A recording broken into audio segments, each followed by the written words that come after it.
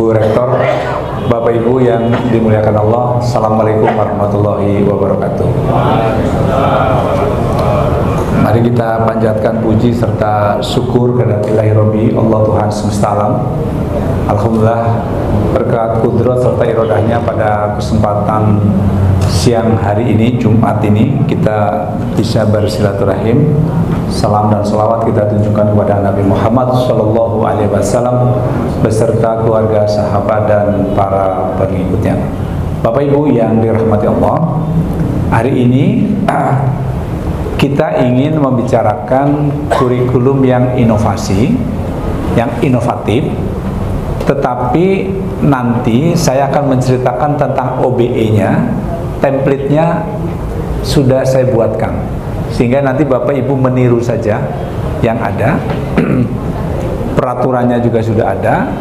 Jadi saya mohon nanti Bu Rektor dibuat deadline saja, kapan itu harus selesai, ketua-ketua prodi, nanti saya datang sini kapan.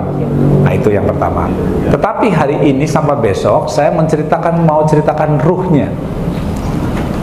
Jadi Bapak Ibu sekalian, nah, ini karena belum muncul, saya memberikan penghantam. Jadi 3 kurikulum yang inovatif itu, pertama, kurikulum itu harus ada efek. Karena ini kampus Islam, maka efeknya adalah dakwah. Apa Bu, Pak? Efeknya dakwah.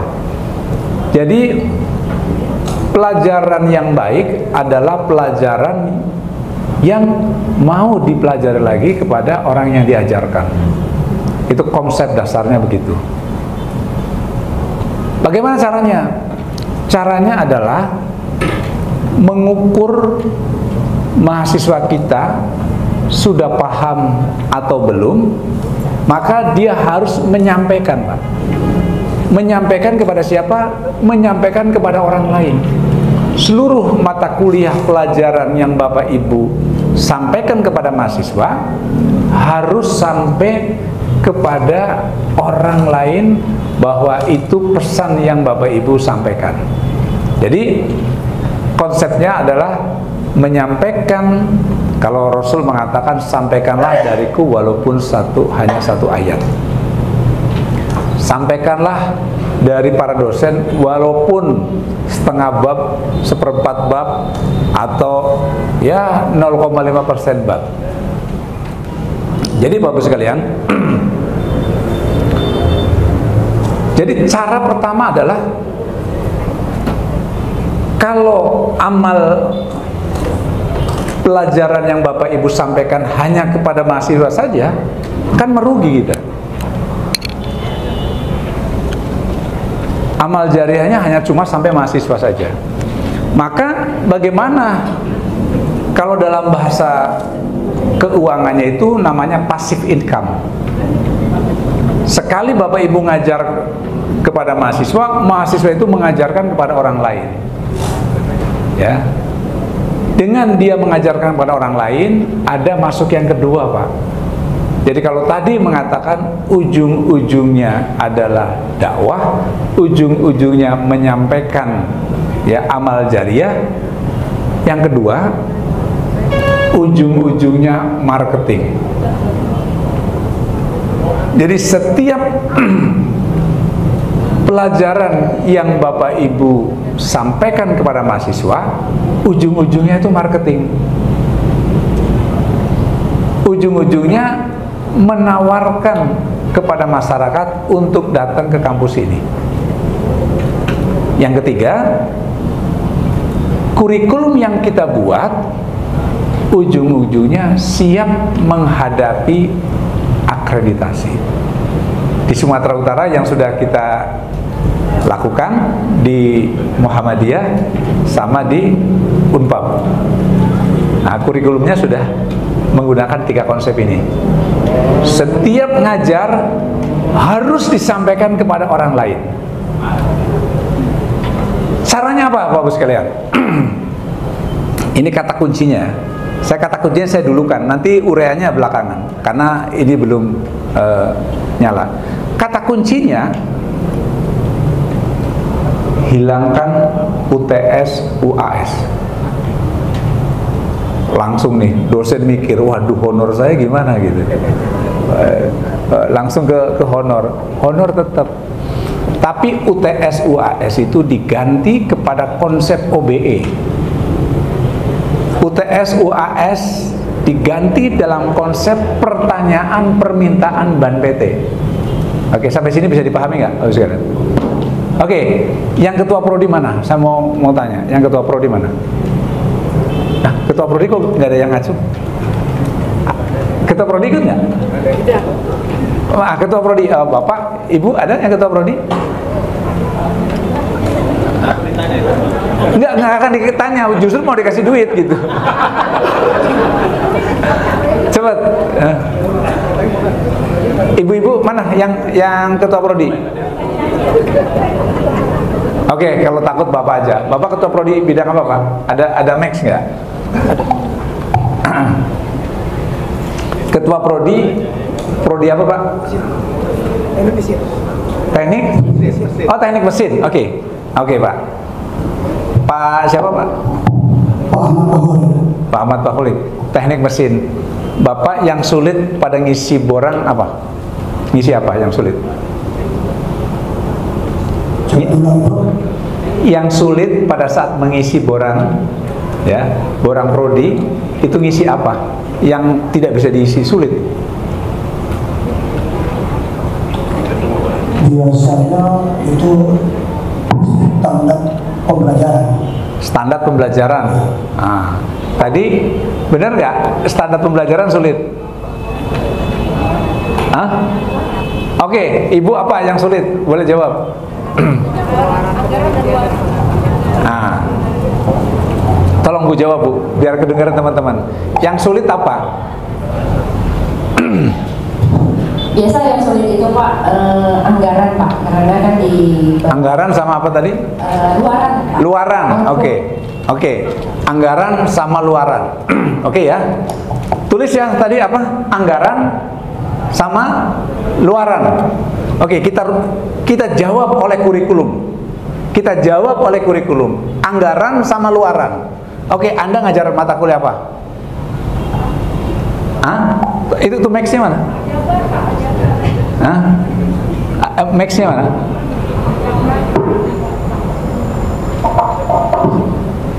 Ibu ngajar apa, Bu? Aljabar. Ya, oke ya. Ini yang lain ngerti nggak ya aljabar? Algebra. Jadi luaran ngajar aljabar. Bab apa saja Ibu ngajarnya? Yang diajarin di aljabar. Bab apa saja? Yang pertama vektor. Oke, sebentar. Ini saya tadi ngomong sama Bang Indra. Ini Bang Indra. Ini kenapa nanti satu-satu harus ditanya? Tapi kan saya nggak kaprodi Pak, Bapak kan nanya saya. Oh, enggak, Ibu bukan. Ibu ngajar apa? Oh, atau kaprodinya mana? Kaprodi matematik atau? Kaprodi lagi. Oh, saya teknik informatika Pak, matematik. Oh, bukan. Ibu ngajarnya apa aja? Saya aljabar, metode numerik, kalkulus gitu Pak. Oke, sekarang kan tadi kalkulus, numerik gitu ya. Itu luarannya apa? Luarannya apa? Yang pengen diinikan? Oh, luarannya itu banyak Pak. Misalnya untuk aljabar tadi itu ada di pengolahan citra digital. Itu dia. Enggak, itu Ibu di program studi apa? Teknik informatika. Teknik informatika. Berarti kita langsung ke teknik informatika saja luarannya. Luarannya kalau ngomong numerik. Bagaimana kalau ngomong numerik berarti kita bicara bilangan biner. Kita bicara tentang 0 dan 1. Kita bicara tentang pemrograman. Ya. Nanti Bapak Ibu, luaran ini harus mencapai apa yang sudah saya pelajari itu langsung diimplementasikan, itu namanya luaran kan gitu. Nah, sekarang saya mau tanya, UTS UAS-nya apa? UTS S2 Anisnya Iya. aljabar Pak. Kalau biasanya aljabar itu ruang vektor itu untuk jarak vektor, sudut vektor, kemudian Ya, sudut vektor. Kalau vektor itu Bapak sekalian, tarik ke atas, tarik ke kanan. Nah, ini vektor. Kalau tadi Ibu bicara tentang diferensial, ya. Nah, diferensial dipelajari juga di situ. itu di kalkulus Pak. Di kalkulus, ya, di kalkulus. Ruangannya, luarannya semacam itu di kalkulusnya. Tadi aljabar di kalkulus. Bagaimana luarannya kalkulus? Ini sebentar, ini terlalu tinggi ini. Enggak, teman-teman yang lain agak ngerenyut gitu. Yang jangan Ibu dulu deh, nanti Ibu sama saya. Yang lain dulu, yang lain. Jangan mata kuliah. Iya. Oke, mata kuliah yang agak umum, orang bisa dipahami. Mbak, apa? Ngajar apa? Ngajar apa? Kimia analitik. Ya. Oke, coba kimia analitik. Ngajarnya kimia analitik. Iya, kimia analitik instrumen. Nah, kimia analitik instrumen. Coba Anda coba ilustrasikan luarannya kayak apa? Luarannya analisis data-data hasil dari uji sampel menggunakan alat-alat instrumen kimia. Oke, itu saya paham, tapi orang lain nggak paham. Biar bahasanya biar orang lain paham gimana? Kimia analitik yang bisa diimplementasikan dalam kehidupan sehari-hari apa? Bagi peneliti sih Pak. Iya, mau bagi peneliti, bagi masyarakat juga bisa kok. Iya, di mana ketika pengujian sampel menggunakan alat instrumen itu bisa lebih cepat, lebih mudah dan datanya lebih akurat karena sudah memakai alat teknologi. Betul. Biar dipahami oleh orang awam, terapkan kimia analitik misalnya di kimia lab. Nah, bagaimana menerapkan di lab? Penerapannya di dalam laboratorium. Iya. Ya, untuk pengujian sampel. Menguji sampel kan? Jadi gini, Anda berpikir masuklah ke lab di sini ada namanya apa? Untuk periksa darah dan sebagainya. Apa namanya di sini di Medan ada Prodia. Nah, coba Anda selami, suruh mahasiswa masuk ke Prodia, apa yang Anda lakukan? Coba bisa dijawab nggak?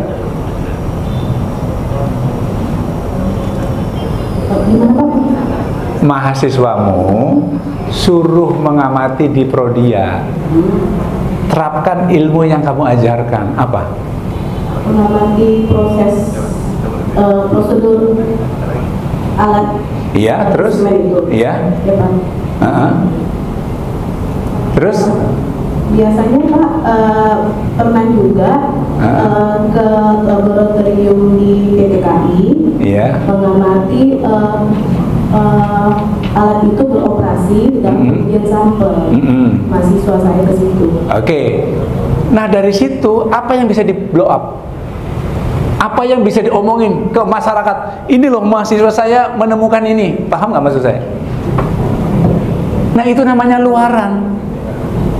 Langsung gitu. Mahasiswa tuh jangan ngomong di kelas terus, tapi amati di masyarakat kayak apa, temukan. Bisa nggak di tempat lain? Bisa. Misalnya bicara tentang kimia analitik, ya. Di sini kan banyak pasar. Di sini kan banyak minyak, orang jual minyak, kita ambil sampel. Anda masukin ke lab. Temuan bukan? Nah, maksud saya, tolong Bapak Ibu pahami, dengerin baik-baik, waktu kita sebentar. Maksud saya, Anda itu jangan main di kelas terus, nggak ada hasilnya. Anak-anak itu selamanya bego terus, karena ngapalin. Tapi kalau Anda suruh, ada 20 mahasiswa, kamu sampel air, masukin ke lab, semua air, sebutin seair yang ada di kemasan itu. Paham nggak? Temukan Bukan sebut bahwa ini mengandung ini, mengandung ini, mengandung ini. Itu namanya luaran. Tidak semua dosen itu cerdas, kebanyakan kosong. Pertama, kalau Anda dari 20 mahasiswa, 20 juga jenis mau makanan, mau minuman, mau apa. Kira-kira itu sebuah temuan bukan? Temuan kan? Kemudian Anda blow up ke media massa, ke media sosial. Mereka terperangah tidak? Terperangah. Begitu terperangah, siapa yang riset? Wisu. Kemudian dia ngomong ke media sosial. Ngomong 3 menit, 5 menit. Saya menemukan bahwa Anda hati-hati minum air karena banyak mengandung ini. Ini loh maksud saya, ini keren. Ujung-ujungnya mahasiswa itu nggak usah UTS. Kamu sebarkan ke 5 media, TikTok, YouTube, Snack, Instagram. Satunya lagi apa? Facebook. Anda tahu nggak? Dengan 5 ini, kemudian kita sebarkan ke mahasiswa kita, ada sekitar taruhlah 5.000, maka 5 kali 5.000 kali berapa mahasiswa kali 20, ini Bang Indra yang disebut dengan UUM, ujung-ujungnya marketing. Paham nggak? Nah makanya tadi Bang Indra, gimana metodenya? Metodenya saya ketemu satu-satu dosen. Kamu nanti nelitinya ini, kamu UTS-nya ini, gitu loh. Nggak sia-sia. UTS dihapus, UAS dihapus, tapi honor UTS-nya tetap. Paham? Kira-kira mahasiswa seneng nggak kalau UTS UAS-nya dihapus? Seneng. Karena Anda itu konvensional sekali, membikin orang pusing. Tetapi nggak bisa diterapkan. Nah itu nanti yang kita mau bicarakan. Tapi konsep tulisan OBE-nya nanti saya kasih contoh, Anda tiru saja. Ruhnya mau saya bicarakan. Jadi Bapak Ibu sekalian, itu tadi menjawab apa? Menjawab OBE. Jadi intinya OBE itu begini, jangan banyak ngomong-ngomong. Pelajaran itu jangan banyak ngomong-ngomong, tapi anak-anak itu ngerti langsung kepada penerapannya. Oke, baru satu case ya. Ada nggak yang pelajaran mata kuliah agama misalnya agak ekstrim? Ayo silakan. Oke. Assalamualaikum warahmatullahi wabarakatuh. Waalaikumsalam. Begini Pak, kalau tadi dari paparan yang Bapak jelaskan singkat tadi di depan, kebetulan saya kimia dasar, saya memegang kimia dasar 1, kimia dasar 2. Nah itu kan semuanya pemahaman dasar tentang kimia. Nah tapi kalau misalnya dikaitkan dengan kurikulum OBE, berarti kesimpulan awal yang bisa saya buat, tidak terlalu banyak teori-teori yang kita berikan kepada mereka, tetapi langsung ke penerapan gitu ya Pak. Misalnya kimia dasar 1 pun harus kita rubah namanya, yang dia langsung menjurus kemana itu akan kita buat luarannya seperti itu. Betul. Jadi gini, Pak. Caranya begini, konsepnya saya rubah, makanya saya sebut inovasi. Selalu saya ngajarin itu, kalau ngajar mahasiswa, ngajar orang itu, bukan ngajarin dia itu, Anda itu 14 bab. Saya ini udah 37 tahun ngajar. Dari dulu. Oke, next. Oke. Ya, makasih ya. Dari dulu saya ngajar itu ngejar bab. Paham Pak? Bagaimana caranya 14 kali itu ketemu. Dan anak-anak itu habis. Salah Pak. OBE itu tidak begitu. Dari 14 kali pertemuan, kelasmu itu kira-kira sanggupnya berapa? Anda mau nargetin berapa? Yang lainnya suruh baca. Maka ngajarin mahasiswa itu merangsang orang mahasiswa itu mau belajar.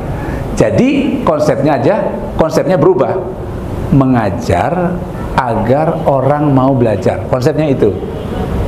Jadi konsep inovasi yang saya ajarkan adalah mengajar agar dia mau belajar.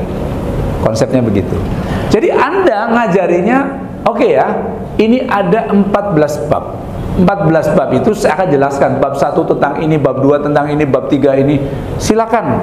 Kira-kira 14 bab itu Anda selesaikan 2 pertemuan atau 3 pertemuan. Silakan. Nanti dalemin mana dari 14 bab yang harus tahu. 3 bab misalnya, atau 2 bab, atau 1 bab, boleh. Kalau Anda ngajarin ini terangsang, dia mau sendiri kok, mau belajar sendiri. Itu konsepnya. Ya. Sampai sini bisa pahami ya. Tadi Anda ngajar apa, Dek? Kimia dasar. Dasar 1 sama kimia dasar 2. Oke. Itu kan gini Pak, kan sesuai dengan CPL kita kan, kita dari FI. Jadi kan mereka nanti kan salah satu CPL kita tuh kan profil lulusan kita tuh kan menjadi guru kimia seperti itu. Berarti kan mereka harus menguasai pelajaran-pelajaran kimia di SMA. Itu dalam pemikiran kami seperti itu. Makanya kita harus memberikan konsep-konsep dari kimia yang ada di SMA itu kita tuangkan ke dalam materi-materi di kimia dasar 1, kimia dasar 2. Seperti itu Pak, karena untuk merealisasikan profil lulusan kimia program studi pendidikan kimia. Iya. Boleh, nggak apa-apa. Gitu ya, Pak, ya? Boleh, tetapi jauh lebih dalam, dia suka dulu kimia.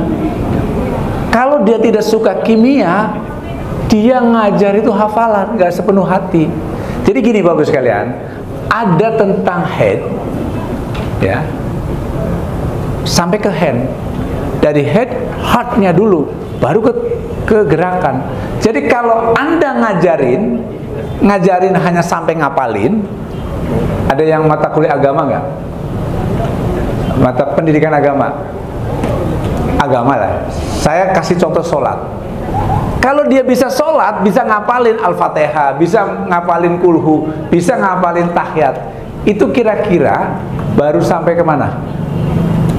Ini ya, baru ke sampai sini. Terus sampai ke gerakan. Pertanyaannya, itu disebut output atau outcome? Hah? Output atau outcome? Saya ulangi lagi, Bapak Ibu ngajarin pendidikan agama, Bapak Ibu ngajarin anak-anak sholat. Anak itu hafal, cucu saya itu udah hafal bacaan sholat, gerakannya juga sudah bisa. Itu namanya output apa outcome? Hah? Output. Outcome-nya udah bisa keluar belum? Belum. Outcome-nya sholat apa? Ya, dia menjiwai sholatnya. Quran mengatakan mencegah dari perbuatan keji dan mungkar. Banyak orang sholatnya berulang-ulang, tapi perilakunya, omongannya, ucapannya keji, ya, perbuatannya mungkar. Berarti belum mendapatkan outcome. Pertanyaan tadi, luarannya belum ada. Oke, sampai sini bisa paham nggak? Kira-kira cucu saya bisa membuat outcome belum? Belum. Dari syarat beragama aja belum. Kan balik, bisa ngerti mana yang benar yang salah. Tapi cucu saya yang besar bisa nggak? Bisa.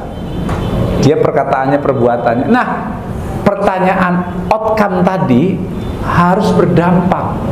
Mata kuliah itu berdampak, menjiwai. Maka pelajaran yang baik adalah anak-anak itu menjiwai. Jadi dari 14 kali pertemuan adalah satu aja mata kuliah satu menjiwai bahwa ini loh yang penting dalam mata kuliah saya. Ada nggak? Bapak Ibu hafal nggak? Dari saya keliling Indonesia, sedikit sekali dosen itu menjiwai dari mata kuliahnya. Nggak ngerti. Apa sih dari mata kuliah saya yang penting anak ini bisa apa? Itu jarang yang paham, Pak. Nah, ini saya ingin membongkar itu dulu. Maka kalau itu bisa, pertama, kalau ini bisa dijawab, pertama, dia bisa memberitahu kepada masyarakat bahwa mata kuliah ini nanti akan begini. Ngomong di YouTube, ngomong di TikTok, ngomong di Instagram, ngomong di media sosial. Diakhiri, bergabunglah di UISU Medan. Kira-kira keren nggak? Halo, kira-kira keren nggak? Keren. Kalau Anda ada 14 kali mata kuliah, kira-kira anak-anak ditugaskanlah, jangan banyak-banyak. 5 kali aja. Berapa? 5 kali. Kemudian satu semester itu ada berapa mata kuliah? Kira-kira? Hah? Mata kuliah anggap 8. 5 kali 8 ada berapa? 40. 40 kali 2 berapa? 80. 80 kali jumlah mahasiswa berapa? Mahasiswa kita berapa? 4.000. 8 kali 4 ada berapa? 32.000. Bukan dong, bukan 32.000. 8 kali 4 berapa? 32. 320.000. 320.000 perintahkan mahasiswa Anda nyebarin ke 10 orang. Berapa? 3.400.000 orang mengetahui ini. Oke, sampai sini paham nggak? Ini unsurnya marketing, paham nggak? Bagus nggak? Kalau bagus tepuk tangan dong. Ada tepuk tangan aja nggak mau, pelitnya bukan main. Coba tepuk tangan dong. Coba kayak apa? Masya Allah. Anda dikirain ini main-main? Enggak, ini marketing betul. Itu baru 1 tahun. Kalau Anda kali 2 tahun, berarti 6.800.000 beredar kemana-mana. Itu marketing tanpa harus bayar duit, tapi knowledge-nya keterima. Bisa dipahami itu. Kalau Anda minta lagi media sosial ditambah lagi, ya dikali lagi, tambah lagi. Jadi minimal aja 5 kali aja mahasiswa setiap mata kuliah.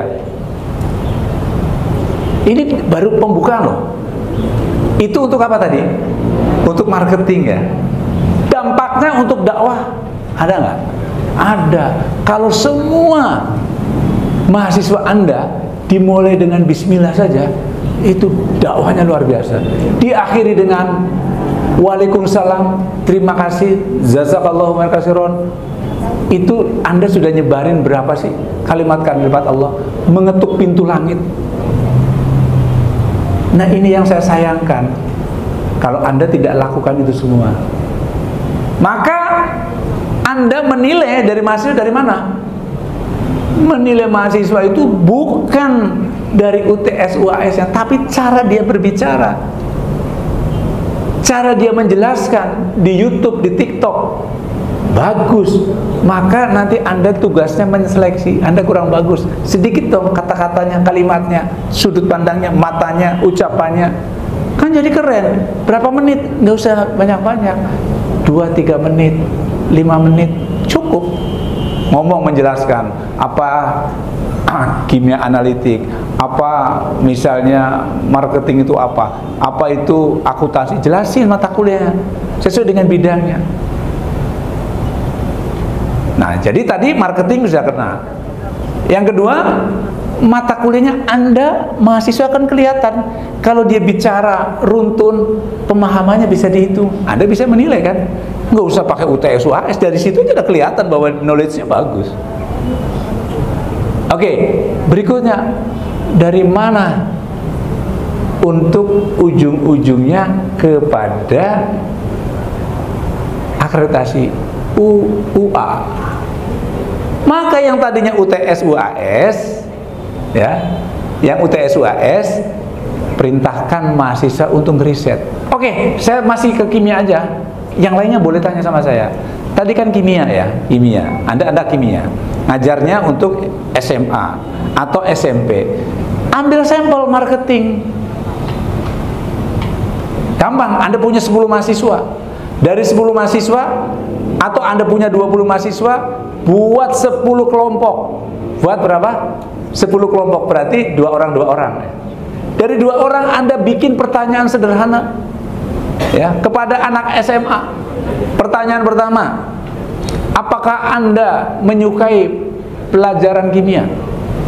Dari 2 kelompok, dari 1 kelompok itu harus menanya ke 50 anak SMA. Berarti Anda punya berapa? 500 sampel. Betul? Dari 500 sampel Anda bisa menemukan, dari 500 sampel ternyata suka, sedang, tidak suka. Jawabannya 3 aja. Anda bisa dapat kesimpulan. Dari 500 mahasiswa, ternyata pelajaran kimia itu tidak disukai oleh mahasiswa sebanyak 80% misalnya. Sedang-sedang ya hanya 5%. Yang suka hanya 5%. Anda bisa kesimpulannya apa? Indonesia tidak akan bisa berjaya. Kenapa? Orang nggak senang kimia. Ini baru 1 tahun berikutnya Anda bisa kesimpulkan. Itu penelitian bukan? Itu baru 1 pertanyaan, Anda menyimpulkan, Anda bisa ngomong di media loh. Sederhana nggak? Tidak banyak dosen paham itu. Padahal itu penemuan. Kalau hanya 1 pertanyaan, bisa nggak ini menjadi di blow up ke jurnal? Bisa. Saya kemarin dari Jepang, ya, orang Swedia, semua orang Indonesia presentasinya yang rumit-rumit. Orang Swedia hanya apa? Nada mana yang disukai anak bayi? Do, re, mi, fa, sol, la, si, do. Jadi ting, ting. Mana yang reaksinya bagus? Do, do, sol, sol, la, la. Oh, ternyata bayi itu suka yang mana? Sambungan apa yang paling disukai? Do, re, mi, la, sol, do. Ditemukan, kan sederhana gitu loh. Orang Indonesia penelitiannya ini pengaruh ini rumit-rumit, nggak bisa diterapkan. Barat, Cina, risetnya sederhana-sederhana, yang applied, yang aplikatif. Paham Pak Bu? Jadi mungkin Anda 3 pertanyaan, 5 pertanyaan. Dari 5 pertanyaan bisa 5 jurnal. Nah, kira-kira kalau ini di blow up ke media, ujung-ujungnya dikenal mana? Wisu, marketing itu. Wah, udah cerdas ini. Udah cerdas itu. Dan Bapak Ibu sekalian, gak usah ngeluarin banyak uang untuk marketing, karena dengan sendirinya marketing adalah mekanisme dari mata kuliah. Dakwah mekanisme dari mata kuliah. Akreditasi mekanisme dari mata kuliah. Pada saat mau akreditasi, kira-kira ketua prodi pusing tidak? Enggak. Karena sudah dapat riset. Oke, kemudian mahasiswa datang ke SMA untuk menjelaskan tentang kimia. Itu menjadi pengabdian masyarakat. Dari 20 mahasiswa, Anda tugaskan 2 datang ke SMA. Berarti dalam 1 semester Anda sudah 20, Anda mendapatkan berapa? 10 pengabdian masyarakat.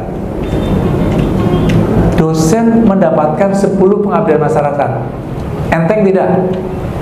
Enteng tidak? Kalau enteng tepuk tangan dong. Yayasan keluarin duit enggak? Enggak. Dosen keluarin duit enggak? Enggak. Mahasiswa. Nah, pertanyaan Anda saya mau jawab.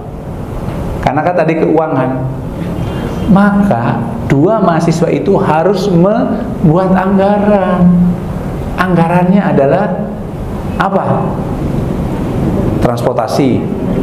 Ya, datang ke sana, beli apa, beli ini, beli di anggaran. Keluarkan minimal 5 juta. Minimal 5 juta. Maka yayasan harus bikin perusahaan. Perusahaan itu ngasih 5 juta. Tapi nanti dikembalikan lagi 5 jutanya. Maka keuangan bisa dijawab. Karena syaratnya minimal kan 5 juta pengabdian masyarakat. Ngerti nggak? Jadi mahasiswa tadi dari 10 sudah keluar 50 juta, tapi transfer lagi. Caranya gitu. Cerdas nggak? Tepuk tangan itu. Aduh. Bapak Ibu, Anda itu harus cerdas. Kalau saya cerita ITB, 1 tahun 3,2 triliun, UI 2,9 triliun. Anda, insya Allah, kalau dia kan ada semua duit. Kalau Anda, ini saya ngajarin ya, banyak perguruan tinggi di Jakarta udah saya ajarin. Jadi mensiasati nilai, ini berarti udah jawab akreditasi. dari ngomong cuma sepenggal ini, Anda itu dengan sendirinya akreditasinya besar kok. Udah selesai, ngomong begini udah selesai gitu. Udah kejawab. Ujung-ujungnya marketing, dampaknya mahasiswa Anda banyak, dampaknya gaji jadi meningkat. Dengan Anda ngomong kemana-mana, mahasiswa dengan pertama membuka dengan bismillah, di akhir dengan wassalam, menjadi rahmatan lil alamin. Itu amal jariahnya banyak. Yang ketiga tadi, UTS UAS-nya jadi apa? Jadi penelitian dan jadi pengabdian masyarakat. Akreditasi sudah terjawab semua. Sampai sini bisa dipahami nggak? Bisa ya? Oke, saya uraikan. Itu intinya itu. Tapi kalau uraiannya panjang. Oke ya, yuk kita mulai pelan-pelan. Bapak Ibu, saya mulai dari ajarkan kepada manusia sesuai dengan keinginan penciptanya. Jadi Bapak Ibu, kira-kira Allah itu pengen apa sih kepada kita? Hah? Taat. Nah, kemarin puasa. Ya ayyuhalladzina amanu kutiba alaikumusiyam kama kutiba aladzina min qablikum la'allakum tattaqun.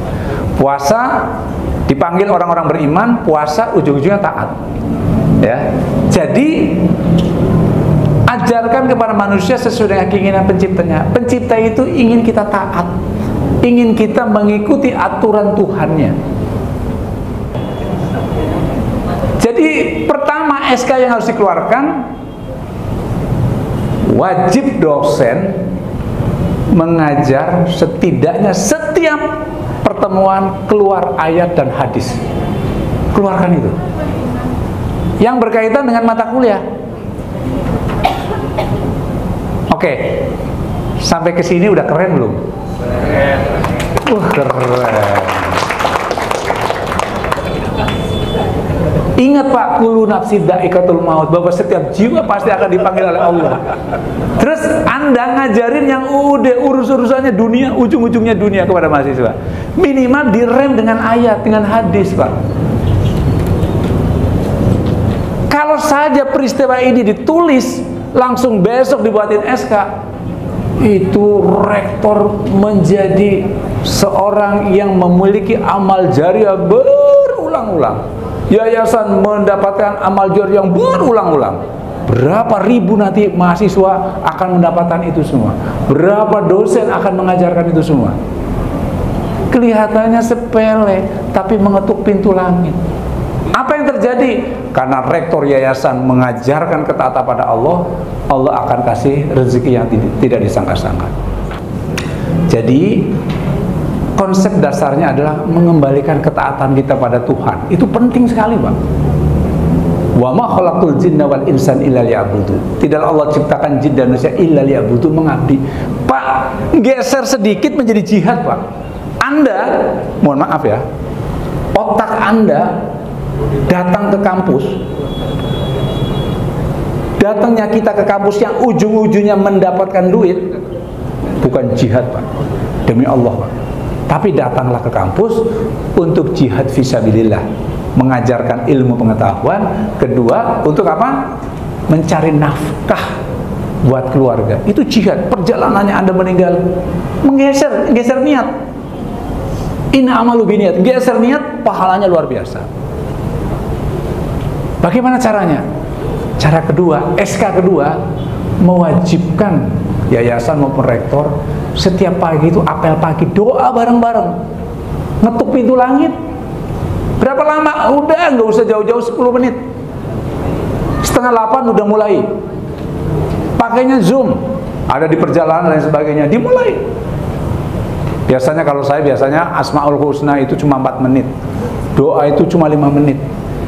Agar ruh ilahi datang ke kita, hatinya tidak kosong.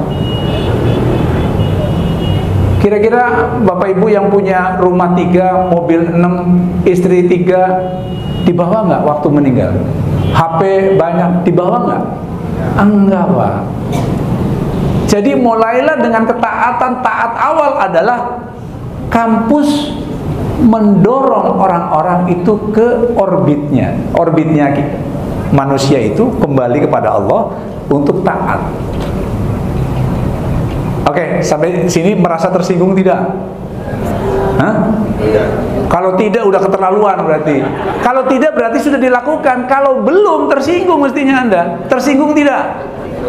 Nah, kalau tersinggung berarti harus dilakukan gitu loh. Wah, terima kasih untuk yang tepuk tangan. Kesadaran jiwanya sudah bagus. Jadi tidak lanjutin gitu kita.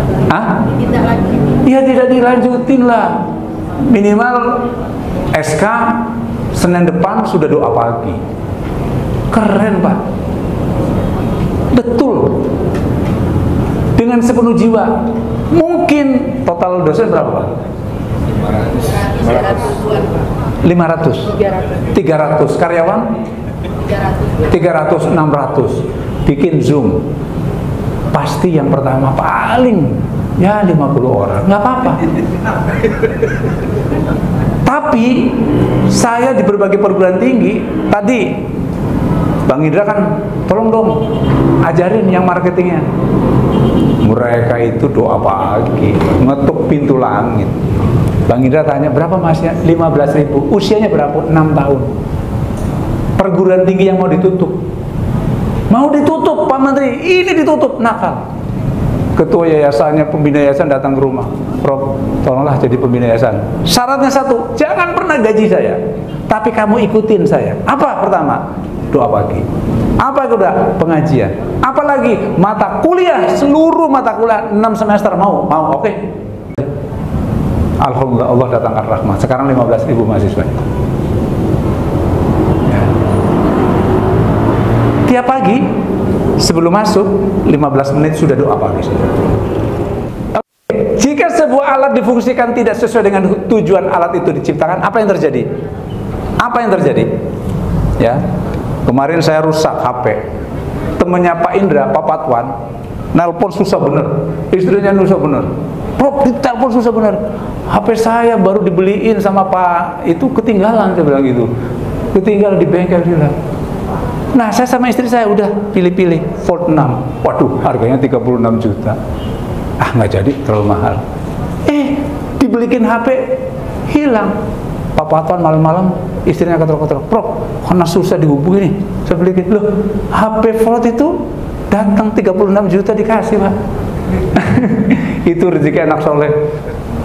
Ngerti maksud saya? Maksud saya gini, ini HP 36 juta, ini bisa ngelempar anjing nggak?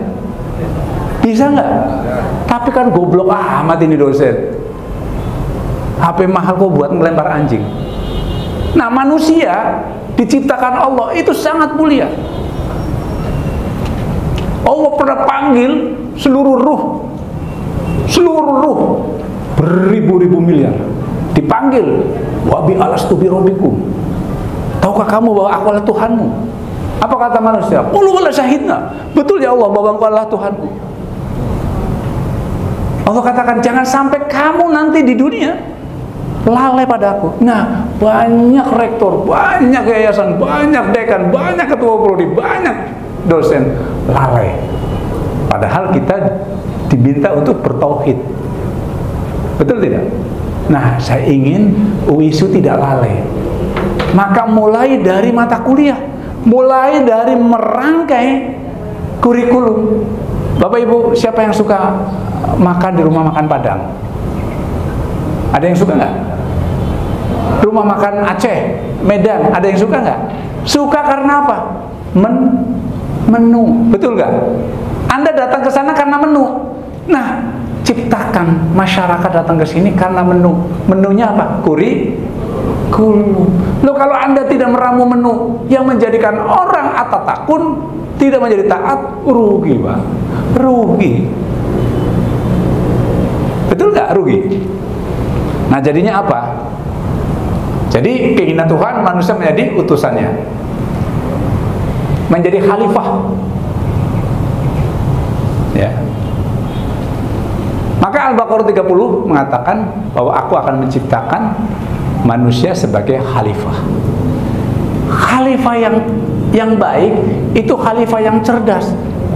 Khalifah yang baik adalah khalifah yang memahami tentang apa. Maka dibagi-bagi khalifah yang ngerti tentang mesin, khalifah yang ngerti tentang kimia, khalifah yang ngerti tentang hukum, khalifah yang ngerti tentang semua prodi-prodi, itu khalifah, Pak.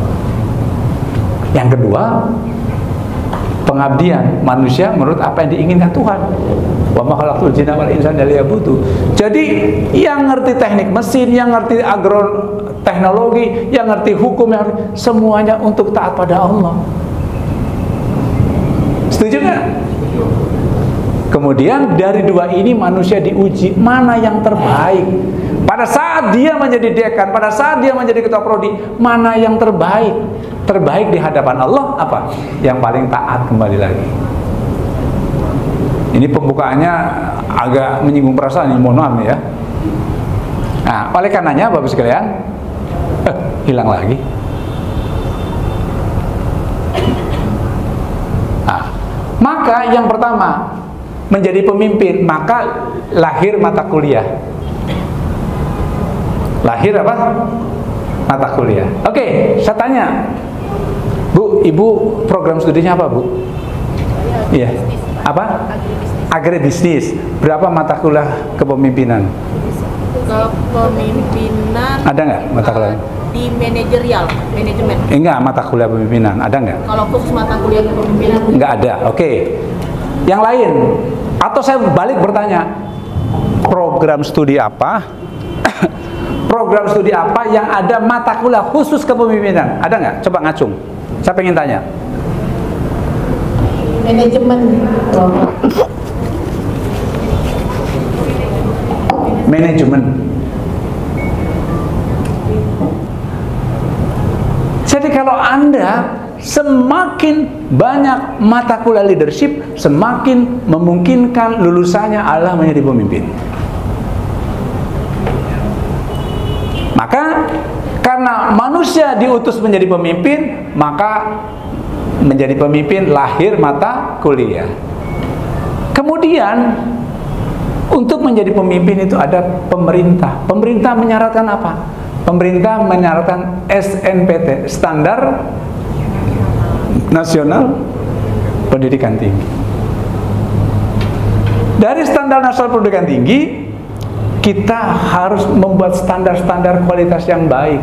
Mata pelajaran yang baik itu apa, kualitasnya apa, nanti terbit masyarakat. Masyarakat itu pengen berkualitas. Masyarakat mengutus namanya Ban PT, mengutus Lam PT. Maka terbit lahir mata kuliah yang menjawab keinginan Ban PT. Ban PT pengen riset pengabdian masyarakat. Maka mata kuliah harus melahirkan riset dan pengabdian masyarakat. Tolong saya minta waktu 2 menit direnungkan, kira-kira masuk akal nggak? Saya minta 2 menit kira-kira merenung coba. Di ini. Bagaimana Bapak sekalian?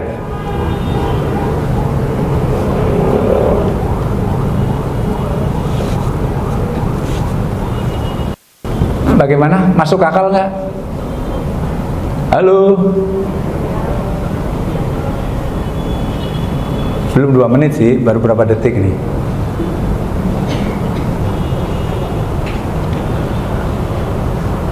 Dari ringkasan di atas dimasukin ke media sosial, marketing.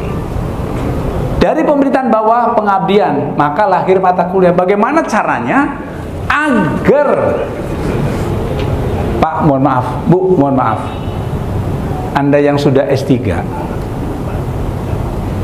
dulu TK berapa tahun? Anggap TK 2 tahun, SD 6 tahun, berapa? 8 tahun. SMP 3 tahun, berapa? 11 tahun. SMA 3 tahun, berapa? 14 tahun. S1 4 tahun, berapa? 18 tahun. S2 anggap 2 tahun, 20 tahun. S3 anggap 4 tahun, berapa? Hah? 24 tahun. Semua ngolah otak atau ngolah kolbu? Otak. Pantesan semua ujung-ujungnya duit. Orang Orang yang sudah 24 tahun otaknya ujung-ujungnya duit, kira-kira kalau mau doa pagi kira-kira mau nggak? Kira-kira kalau mau doa pagi mau nggak kira-kira? Nggak pasti. Kita buktikan kalau SK-nya udah keluar, yang datang di Zoom berapa? Itulah pelajaran yang mengajarkan Anda itu lupa pada Allah. Saya mau tanya, TK, SD, SMA, kuliah ngeluarin duit banyak nggak? Banyak sekali. Kalau pagi, sholat, zakat, infak, sedekah semua ngeluarin, yang ngeluarin. Tetapi untuk taat pada Allah tidak semuanya ujung-ujungnya duit, tapi butuh jiwa. Nah, jiwa itu yang harus kita terapkan. Dari 145 SKS, hanya 2 mata kuliah agama, 2 SKS. Bisa nggak mewarnai jiwa ini menjadi baik, kira-kira? Bisa, tapi sulitnya bukan main.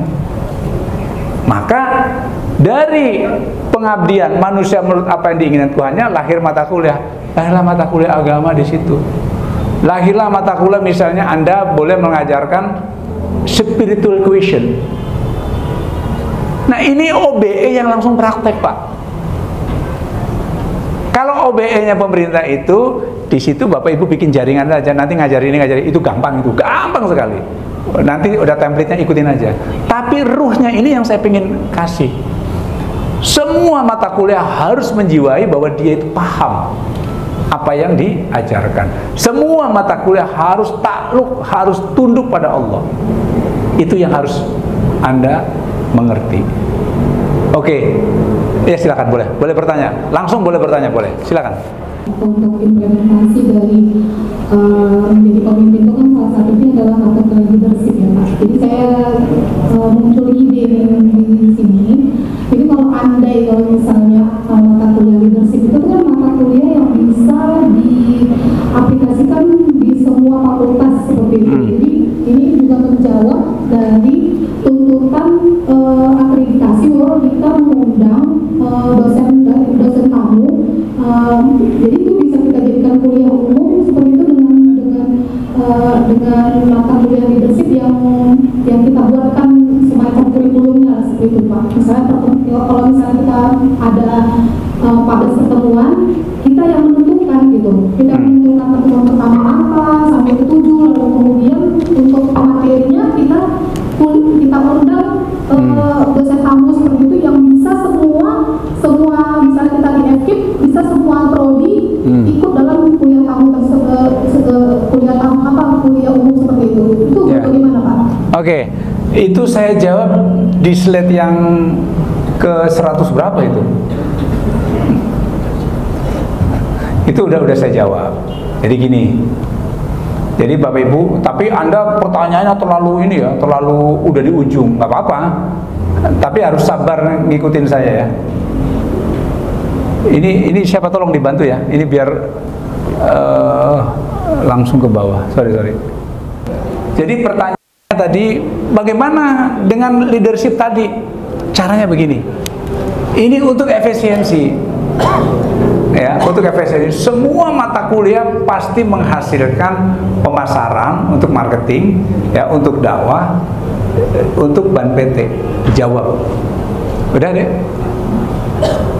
Nah, jadi kalau saya uraikan secara eksplisit, tadi Anda kan nanti mendatangkan, bukan mendatangkan, tapi kita wajib. Nanti ke depan, kurikulum yang saya rancang, Anda nggak boleh ngajar sendiri. Anda nggak boleh ngajar sendiri. Nah, caranya begini. Ya. Ini pembelajaran, misalnya mata kuliah 6 kali pertemuan offline. Misalnya, UAS harus menghasilkan penelitian. UTS harus melakukan pengabdian masyarakat. Misalnya mata kuliahnya kan 2 SKS. Mata kuliah 3 SKS. Mata kuliah pelajaran itu maksimal 2 SKS, 1 SKS untuk apa? Untuk praktek. Caranya begitu. Ngerti maksud saya nggak? Ini kecepatan ngomong. Jadi di kelas itu maksimal 2 SKS, 1 SKS itu dipraktekin. Karena kita bicara tentang OBE. Prakteknya terus ada. Cara berikutnya adalah ini. Nih. Mata mata kuliah hanya diberikan maksimal 2 SKS. Jika tertulis 3 SKS, maka 1 SKS hanya dalam bentuk praktikum.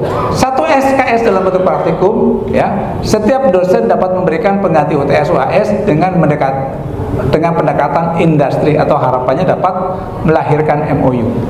Jadi begini. Tadi kan 10 mahasiswa kelompok kan datang ke SMA, itu langsung bikin MOU. Kan tadi saya bilang dari 10 itu minimal dia datengin dari mahasiswa itu, dari 10 itu dia berarti dari 2 mahasiswa dari mahasiswa datang 10 kan, berarti 10 MOU. Dari 10 MOU kali 10 kelompok berarti berapa? 100. Satu semester sudah 100 MOU. Ngerti nggak? Yang cerdas gimana? Kalau yang cerdas? Kalau yang cerdas gimana? Aduh, gak ngerti. Oke, saya mau tanya deh. Setiap dosen sudah membuat MOU belum? Sekarang saya kasih jalan keluar, bagus nggak jalan keluarnya? Kok nggak tepuk tangan yang bagus? Saya heran bener.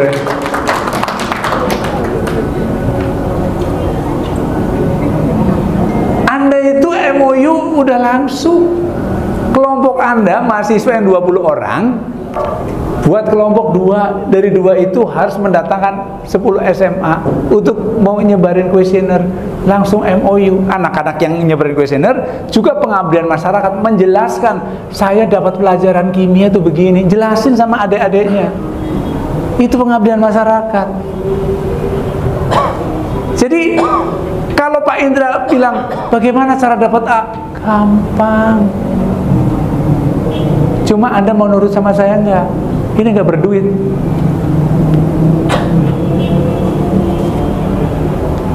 Sekali lagi saya memang ngomong saya agak kasar, menyinggung perasaan. Tapi jarang sekali dosen yang cerdas, itu aja. Kalau saya ngomong dosen cerdas, naik sedikit dari dosen apa? Ketua prodi yang cerdas. Naik sedikit lagi dekan yang cerdas, naik sedikit lagi rektor yang cerdas, naik lagi sedikit yayasan cerdas. Itu jarang. Kan gampang, hanya ngeluarin SK, nggak ngeluarin duit kok. Bener nggak? Oke, ke bawah lagi. Dari UTS UAS hasilnya apa? Penelitian sederhana, pengabdian masalah sederhana, proyek kecil, karya nyata, karya tulis, pembuatan gagasan, rancang bangun, ya, penjualan produk, pembuatan desain, semua itu dapat. Kan tidak semuanya harus meriset. Oke, saya kasih contoh. Pak, Anda mata kuliahnya apa? Biar beda-beda mata kuliahnya. Research methodology. Oh, kalau ini udah jelas pasti riset gitu. Gampang lah, pasti riset. Yang jangan riset lah, karena pasti udah langsung ketemu kan risetnya gitu. Yang lain, yang silakan. Mau kasih contoh. Pak, Bapak mata kuliahnya apa? Ya, mikrobiologi.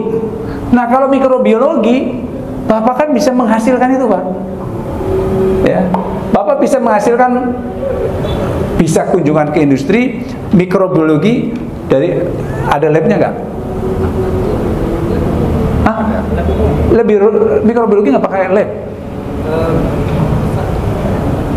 Jadi yang lab khususnya nggak dapat, tapi tergabung dalam laboratorium biologi. Jadi anak-anak misalnya Oke, saya mau tanya deh, outputnya apa? Anak-anak bisa apa? selama ini kalau diajak ke lapangan itu ya Pak, kita mengamati kerusakan sayur mayur di beras tagi yang diserang bakteri atau jamur. Dibawa ke lab nggak? Dibawa ke lab. Nah, itu kan Anda bisa tadi datang ke pasar. Ya, saya pernah nyoba juga, mereka dilibatkan untuk mengambil sampel sayuran. Itu mereka cobakan ke serangga. Kalau dia mati kita telur, makanya kita pastikan. Terus sudah Pak, kita coba ke pasar, tapi nggak dipublish itu aja. Nah, cuma begini Pak, tolong ya Pak, perhatikan baik-baik. Setiap mata kuliah kan harus menghasilkan marketing. Setiap mata kuliah itu harus menghasilkan ide-ide kreatif. Ide kreatifnya harus muncul Pak. Bapak harus muncul. Berapa satu kelas mahasiswanya berapa? Kalau yang terakhir itu ada 9. 9 orang. Oke, dari 9 orang buat berapa kelompok? Anggaplah kalau 3 orang berarti 3 kelompok, Pak. 3 kelompok itu suruh riset, Pak.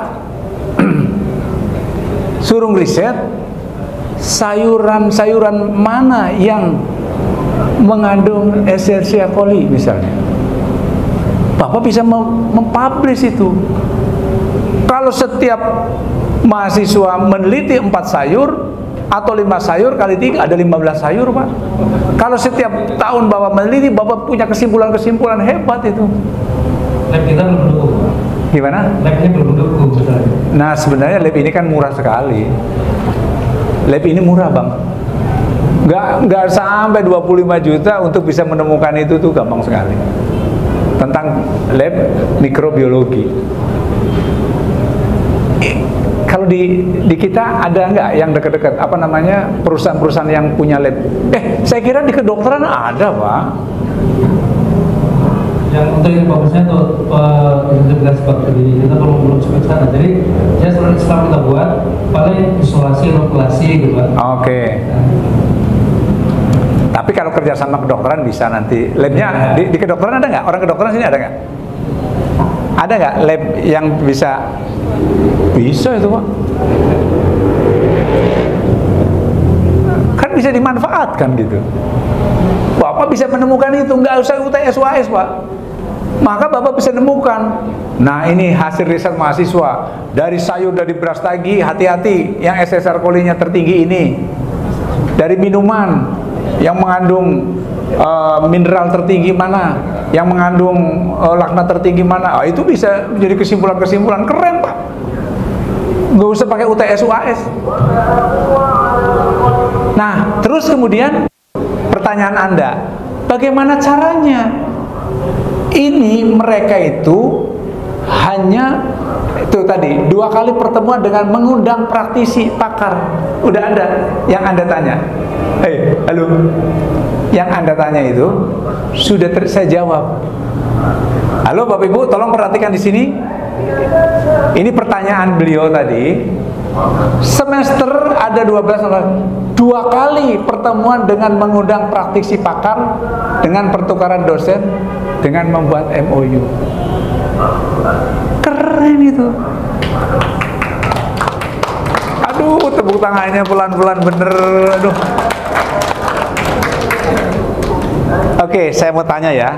Temenmu satu kuliah, ada yang jadi dosen nggak? Berapa orang? Oke, sebutlah berapa.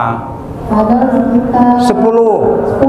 10. Bu Rektor catat baik-baik. Dia ngajar di mana, kamu ngajar di mana, nggak usah datang, pakai Zoom meeting. Pertukaran itu, keren tidak? keren. Aduh. Kamu kan sahabat, kamu masuk mata kuliah saya ya. Nanti juga saya masuk kuliahmu. Saya nggak usah dibayar, kamu juga nggak usah dibayar. Tapi kamu akan mendapatkan sertifikat dari rektor saya. Kamu sebagai pembicara, keren tidak? Waduh, keren, nggak ada tepuk tangan lagi, ampun.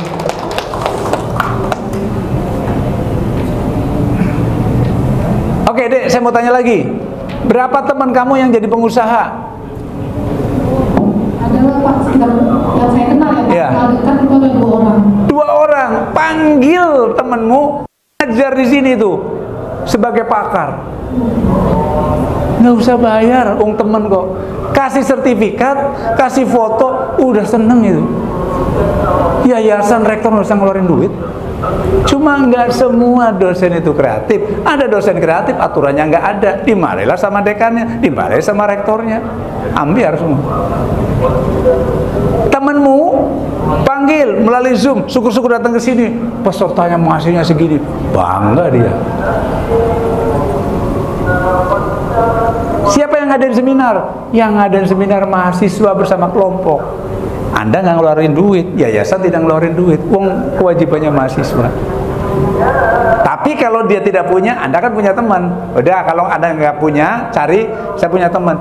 Mahasiswa Anda ada 20, mungkin dari 20 itu ada 2 orang ayahnya pengusaha. Kira-kira kalau suruh ngomong ngajarin anaknya bersama teman-temannya, mau nggak kira-kira? Mau. Yayasan nggak ngeluarin duit, rektor nggak usah ngeluarin duit. Ini OBE yang asli yang saya mau cerita. Ini nggak akan mungkin diceritain oleh orang dikti. Oke, sampai sini kira-kira menarik atau tidak menarik ini saya ngomong?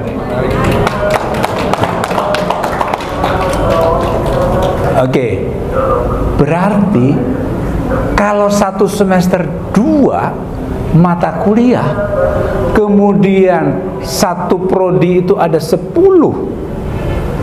kemudian ada 30 ya Bang, 30 program studi. 38, anggap 40, 20 kali 40 berarti ada 800 pembicara gratis. Kira-kira pengen dapat A gampang tidak? Gampang.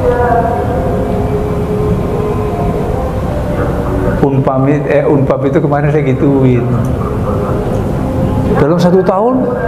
Oke, kemudian tadi riset tadi yang Anda temukan dihakikan boleh nggak? Kalau setiap prodi dapat haki 1 setiap semester kali 2 berarti setiap pelajarannya anggaplah 10, 2, 20. Kalau mahasiswanya masing-masing ada 10, 200 itu hakinya 200. Jawaban PT enggak? Jawab. Siapa yang bayar? Yang bayar kelompoknya. Kalau kita duitnya banyak, kayak Umi segala, Umi setengah yang bayar. Karena Umi duitnya banyak. Umi juga saya ajarin gini. Pak, mohon maaf Pak ya, saya ngomong ini daging semua. Tapi kalau Anda nggak catat, Anda nggak lakukan, rugi sekali. Serius. Ini saya ngomong daging semua. Oke, boleh. Yang lain boleh, silakan. Sambil berjalan. Ya, saya terusin ya sambil jalan. Slide-nya saya pindah.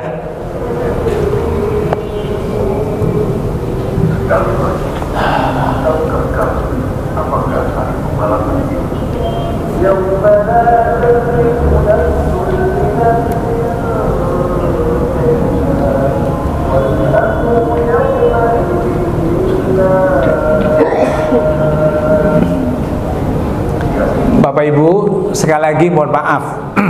Ini kan loncat-loncat ya ngomong ya, karena ada pertanyaan. Loncat-loncat. Nah, saya lanjutin lagi tadi. Pak Bu, ini hakikat manusia, Pak. Kita itu sebagai makhluk dibebani sama Allah, ya, dimuliakan, bebas memilih, balasannya surga neraka. Hakikatnya makhluk itu fitrahnya, Pak, baik, Pak. Baik, Bu. Tetapi di sisi lain orang baik itu hakikatnya bodoh. Maka diisilah sesuatu pengetahuan yang menjadikan dia menjadi cerdas. Di samping itu dia juga nggak memiliki apa-apa dan lemah. Ini yang disebut dengan makhluk manusia. Maka kurikulum harus menaikkan manusia yang fitrahnya baik itu tetap baik, yang tadinya bodoh jadi pinter, yang tadinya fakir menjadi cukup atau kaya, yang jadi lemah menjadi kuat. Itu tugas seorang dosen. Kira-kira di sini lahir apa? Lahir mata kuliah enggak? Bapak Ibu, mata kuliah pendidikan di kita itu teoritis sekali dan lebih memanjakan mahasiswa, sangat memanjakan mahasiswa. Maka saya nyambung kepada mata kuliah leadership. Leadership itu salah satunya adalah mata kuliah yang melahirkan anak-anak itu berani, anak-anak itu berkompetisi. Maka Pak Bu, tidak boleh tidak, setiap mata kuliah itu ada namanya mata kuliah yang disebut mata kuliah networking. Dari leadership tadi ada mata kuliah apa namanya? Networking. Kita break dulu ya. Baik, terima kasih Bapak sekalian. Kita break dulu, nanti kita lanjutkan. Assalamualaikum warahmatullahi wabarakatuh. Ke depan Bapak Ibu sekalian, Anda mengajar itu nggak boleh sendirian. Intinya begitu. Izin ya, walaupun saya sudah 35 tahun lebih mengajar, kalau saya ngajar sendiri ditambah dengan orang lain, ilmunya kan tambah bagus. Maka setiap mata kuliah harus ada tim teaching. Ya, tim teaching harus ada. Walaupun pertemuannya 2 kali, 3 kali, dengan cara tadi Bapak Ibu wajibkan, dan ini harus di SK-kan. Ya, 2 kali pertemuan dengan mengundang praktisi dan pakar. Ya, di luar tadi teman Anda sebagai dosen. Ya, kalau ini bisa dilakukan, insight-nya itu lebih banyak. Kalau Bapak Ibu mengajar tentang pertanian, Bapak Ibu ngajar tentang pertanian, teman kita tahu tentang gulma, maka dari sisi itu ada tambahan kan gitu. Akan lebih luas. Anda belajar atau mengajar tentang kimia. Nah, sahabat dan teman kita kimia analis, dikaitkan kayak apa? Anda ngajar pendidikan kimia, teman kita ngajar kimianya di kedokteran, disambungkan kayak apa? Sebagai guest lecture. Jadi guest lecture itu tujuan utamanya adalah dia transfer knowledge ke kita, sekaligus juga sebagai dosen tamu. Syukur-syukur nanti kuliahnya kuliah umum mendapat 2 nilai, dosen tamu sekaligus seminar. Nah, kalau dengan layar ini kan nggak perlu bikin spanduk. Artinya kita nggak usah ngeluarin duit, cuma nulis di layar sebagai pembicara dari kampus mana, dari perusahaan apa. Sampai sini bisa dipahami ya? Tapi kekuatan ini tidak bisa dilakukan tanpa SK, nggak akan. Karena dosen juga males menghubungi teman, males. Nah, dengan males itu maka ditugaskanlah mahasiswa. Untuk apa ditugasin mahasiswa? Agar mahasiswa juga belajar memiliki networking. Agar mahasiswa memiliki networking. Bapak Ibu, saya mau loncat ya, mau loncat lagi. Tadi saya bilang, pertama adalah bahwa kita pengen semua mahasiswa atau setidaknya banyak mahasiswa dari kita menjadi seorang pemimpin. Tetapi ternyata kita tidak ada mata kuliah kepemimpinan. Pertanyaannya, beranikah beranikah ketua prodi merubah kurikulum, menghapus beberapa mata kuliah dan masuk mata kuliah leadership? Belum tentu kalau tidak ada SK-nya rektor. Tidak ada perintah dari yayasan, karena ribut. Bapak Ibu tahu nggak ciri dosen katro itu? Mohon maaf ya, ciri dosen katro itu rebutan mata kuliah, karena nggak laku dia.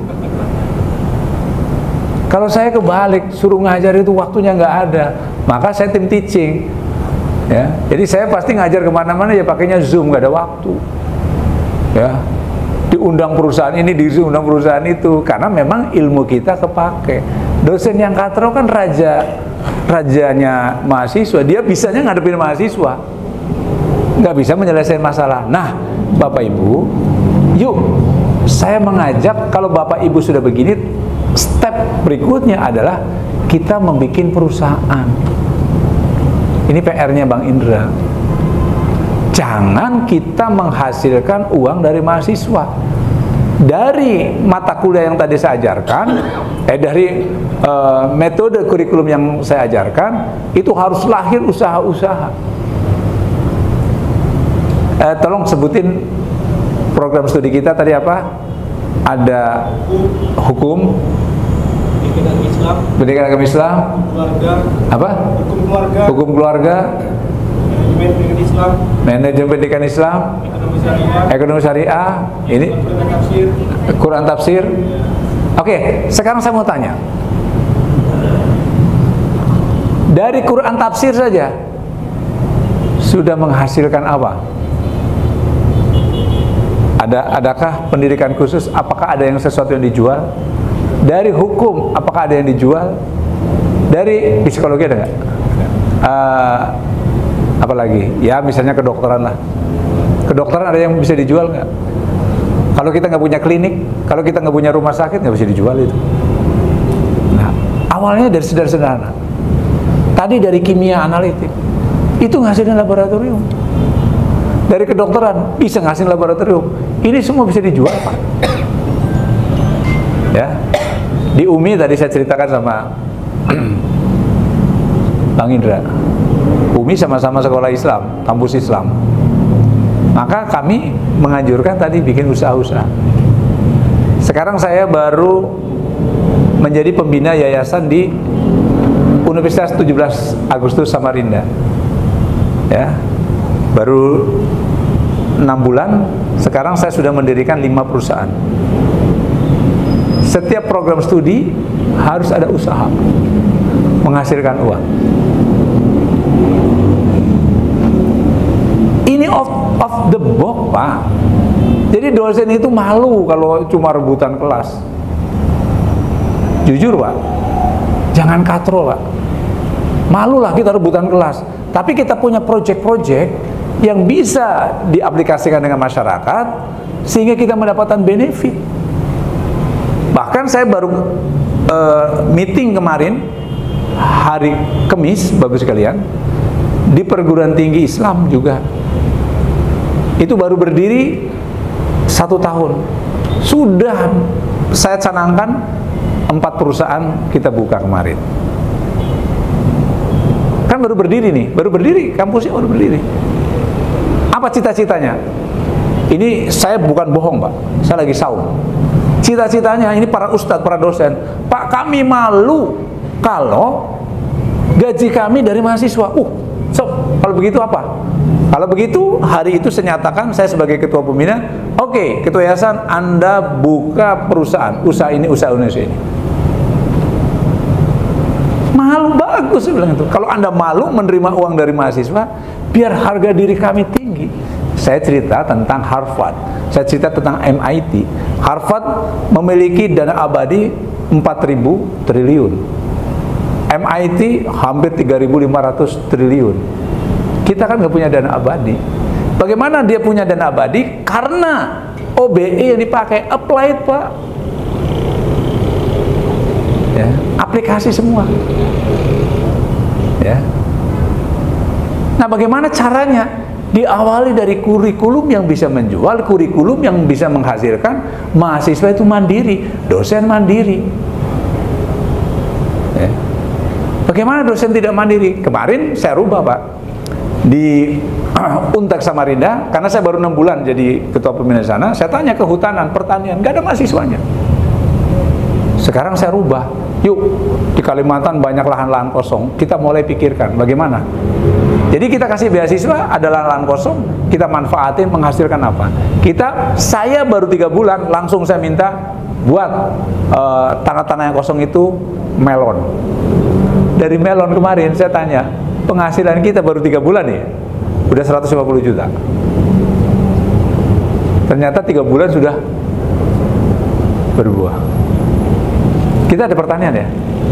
Nanti kerjasama sama Pak Daniel yang tadi saya ceritain. Dia punya 50 hektar. Kerjasama sama dia. Saya kemarin datang di sini dekat bandara, menghasilkan, bukan orang pertanian doh ya, orang ekonomi, menghasilkan banyak bukan semangka. Saya sama Pak Sampurna ke sana. Nanti saya kenalkan sama Pak Reza.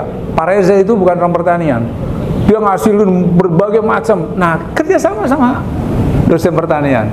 Jadi kita tidak betul-betul mata kuliah itu applied, aplikatif. Jadi tidak boleh tidak, setiap mata kuliah harus menghasilkan applied-nya apa, aplikasinya apa. Sehingga mahasiswa itu keluar dari kampus kita, setidaknya ada misalnya, ada 50 mata kuliah, 1 mata kuliah yang dia terpatri, hidup dia. Mohon maaf Pak, saya buka pesantren di Bandung sama Kuningan, penghafal Quran, nggak ada yang nganggur. Ya, minimal jadi ustadz. Minimal jadi ustadz. Jadi kami ajarkan, ya, anak-anak ini hidup mandiri dari apa? Dari ilmu yang dia miliki. Nah kan keren Pak. Nah, jadi ini contoh ya, contoh sederhana. Jadi kami menerima anak yatim. Saya tanya, ibu bapak kamu, siapa yang meninggal? Ibu atau bapak kamu? Ibunya yang meninggal. Oh bapaknya ada. Bapaknya kita kasih modal. Kasih modal, tadi kita aplikasikan ilmu-ilmunya yang ada Pak. Ibunya yang masih hidup, kita ajarin bagaimana beternak, bagaimana menanam padi, bagaimana. Itu dengan sederhana Pak. Itu aja bisa menghidupi ribuan anak yatim. Apalagi kampus ya, orang-orang cerdas. Oke, Bapak Ibu sekalian, kembali ke sini. Jadi Bapak Ibu, UTS UAS itu minimal menghasilkan 11 tadi Pak. Jadi kira-kira ini yang hadir ya, setuju nggak kalau UTS UAS-nya dihapus, yang teoritis itu? Hah? Tapi hasilnya itu 11 tadi. Ya, bisa nulis artikel, bisa kalau misalnya pemasaran, menjual. Kalau Anda ngajar kewirausahaan bisa menjual. Jadi UTS-nya berapa produk yang Anda jual? Oh kan keren Pak Bu. Ya, kalau di Universitas Teknologi Digital, kemudian di Tangerang Raya, di Yarsi, kami lakukan apa Bu? Mata kuliah marketing sama mata kuliah kewirausahaan. Kita membuat merchandise. Jadi merchandise kita itu semuanya adalah tentang isu mahasiswa menjual. Artinya apa? Kita mempromosikan kampus kita, dijual kemana-mana. Nah, sampai ini pun mohon maaf Pak, ya kami ini sudah memulai, misalnya ini semua sudah merek kita semua Pak. Yang dijual yang di dalam merek kita semua. Setidaknya kita nggak dapat untung. Dari sananya 5.000 kita jual 5.000, dari sana 200 kita jual 200, dari mana di sananya 1.000 kita jual 1.000. Ini sudah mempromosikan kita Pak. Termasuk ini Pak. Kami itu Pak, yang saya bina nggak ada merek lain, semua mereknya kampus. Gitu Pak Indra. Ini promosi. Ya masalah isinya sementara masih jualan di sana sini tidak ada masalah. Nanti mata kuliah yang bidangnya ini nih itu ditugasin. Ini yang sederhana. Jas alma mater, ya, toga, siapa yang buat dan sebagainya, itu semuanya koperasi, semuanya dikaitkan dengan mata kuliah. Nah kalau ini sudah berjalan Pak, wah ini luar biasa. Jadi kalau satu slide ini bisa dilaksanakan, SK bisa dikeluarkan, setiap dosen mengajar minimal harus menghadirkan minimal 2 praktisi sama dosen dari luar. Itu udah keren. Nanti caranya apa? Mahasiswa ganjil mengundang ini, mahasiswa genap mengundang ini, maka mahasiswa cari tiap tahun ganti-ganti. Caranya begitu, agar tidak mengeluarkan uang. Oke, silakan. Tolong mix-nya, Dek, pinjam. Ya, silakan, Dek. Ya, Pak, tadi terkait yang Bapak bilang, jadi saya kan ada prodi pendidikan kimia Pak, kebetulan saya ketua prodinya. Nah, jadi yang di sebelah saya tadi Pak, yang kimia itu di wakil dekannya. Oke. Nah, jadi Pak, kami dari tahun 2014 ada namanya kegiatan terapan teknologi. Nah, sampai dengan detik ini Pak masih berjalan, tapi berjalannya karena mungkin Pak tidak ada SK istilahnya Pak untuk mahasiswa. Jadi ya hanya sebagai motivasi untuk nanti kalian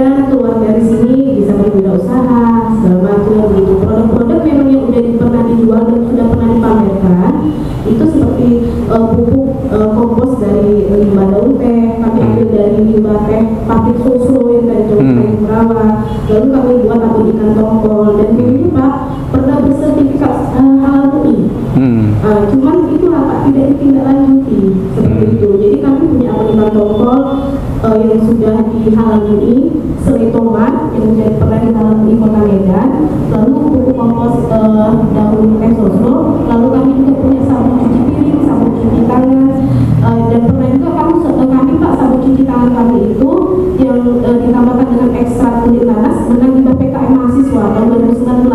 Tapi itulah Pak tidak dilanjuti karena tidak ada struktur yang jelas. Jadi strukturnya itu berganti-ganti. Kadang Pak tahun ini nggak ada produksi, tahun depan tiba-tiba masuk mahasiswa yang aktif, produksi tiba-tiba kan bertambah Pak, masuk lagi mahasiswa yang kayak gitu. Jadi Pak begitu saja. Jadi dia hidup, tapi begitu-begitu saja Pak. Nah, untuk beberapa bulan terakhir ini mahasiswa lagi semangat-semangatnya membuat produk sabun cuci tangan dan dijual di masyarakat, ada yang dirampas segala macam. Pakai labelnya tetap Pak, label pendidikan kimia FK UISU. Dan kami tidak pernah pakai label yang lainnya, juga ada kontaknya, yang kontak Kapolri, ada kontaknya mahasiswanya seperti itu Pak. Tapi ini tuh kebingungan dengan bagaimana ya supaya berjalan ini tetap stabil ataupun walaupun yang meningkat sehingga produk yang kami jual itu memang mempromosikan produk kami sendiri yang jujur Pak, memang mahasiswa kami sangat rendah Pak. Jadi kami berharap mungkin dari situ juga bisa ada promosi, karena sebenarnya mahasiswa kami Pak kreatif walaupun jumlahnya sedikit, tapi sebenarnya kreatif Pak, hanya saja mungkin Pak karena tidak ada struktur organisasi yang jelas, maksudnya itulah Pak, timnya tidak jelas. Gitu. Ya, oke. Jadi Pak, salah satu yang pupuk daun tekstur itu Pak, salah satu dari luaran mata kuliah kimia organik 3 yang sudah diganti sekarang namanya mata kuliah teknologi proses tanaman hayati seperti itu. Jadi memanfaatkan bahan-bahan alam seperti itu. Oke, jadi gini. Nanti di ujung saya ngajarin apa? Membuat mata kuliah yang bersama, namanya studi kelayakan bisnis, ya, networking, ya, terus leadership, ya, itu mata kuliah yang wajib, tetapi antar prodi, ya, kuliahnya bersama. Pak, maaf saya potong Pak, untuk saya ingat ini Pak, untuk tempat teknologi itu kami bekerja sama dengan Himpunan Wanita Karya, AWK. Nah, jadi AWK itu memberikan motivasi, bagaimana cara pembuatan sabun dengan tidak mengocok dengan pakai tangan, pakai kayu, tapi pakai alat yang dimodifikasi supaya hasilnya bagus Pak. Nah itu sih Pak, kami kerjasama dengan AWK untuk sebagai narasumber atau memberikan ide-ide kepada mahasiswa untuk membuat produk-produk yang juga berintegrasi dengan mata kuliah. Ya, oke. Jadi saya lanjutkan.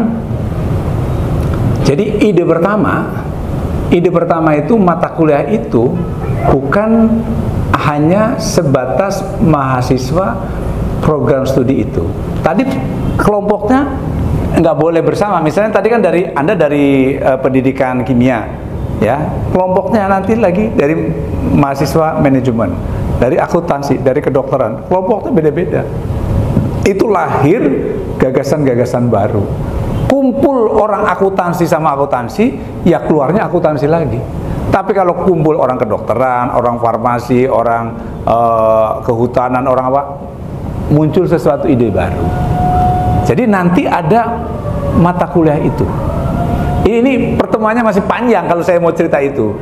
Nah, kemudian diwajibkan nanti ada di bawah rektor itu tugasnya tuh mengelis organisasi profesi, ya, organisasi usaha, mau Gapensi, mau Kadin, mau apa, diundang semua oleh kita. Tahu nggak? Mereka itu nggak minta duit, mereka seneng ngomong.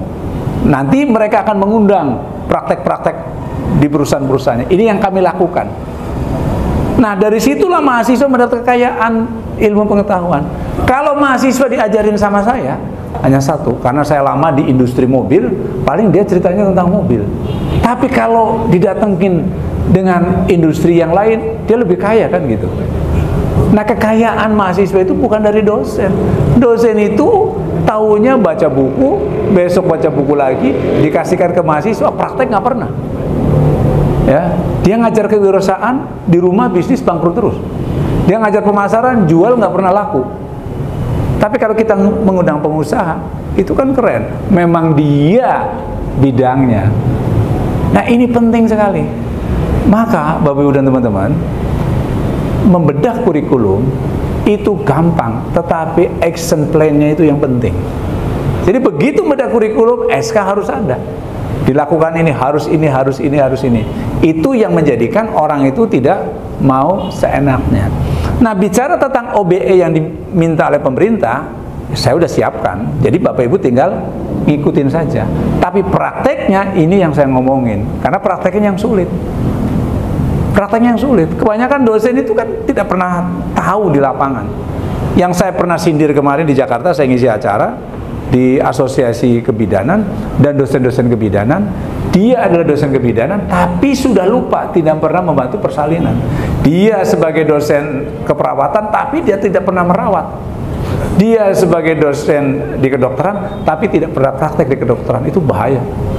Sama halnya kalau Anda orang marketing tidak pernah jual, nggak ngerti apa-apa. Anda ngajar kewirausahaan, nggak pernah berbisnis, juga nggak ada artinya apa-apa. Anda ngajar leadership, Anda tidak pernah memimpin.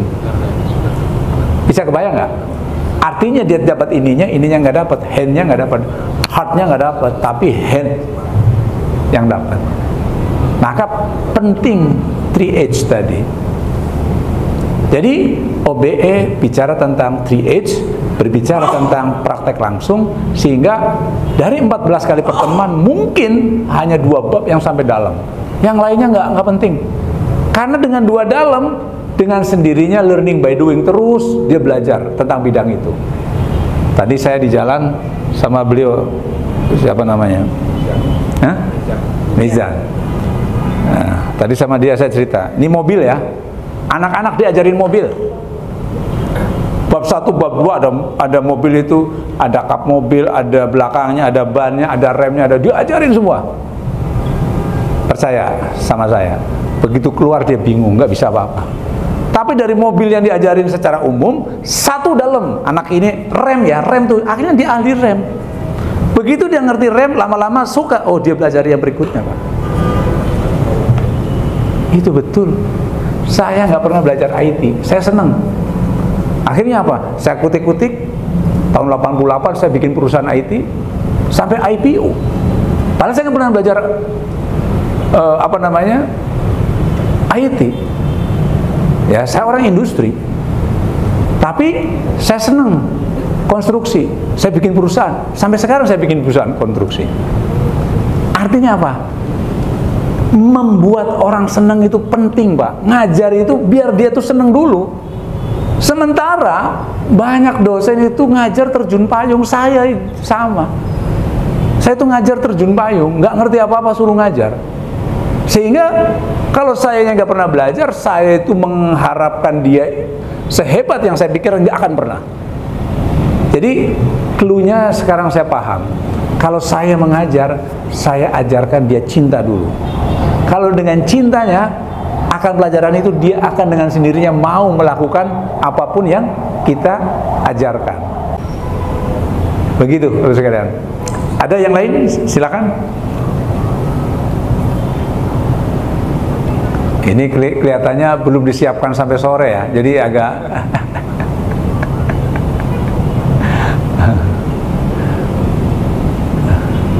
Oke, kalau itu kayaknya selesai aja lah.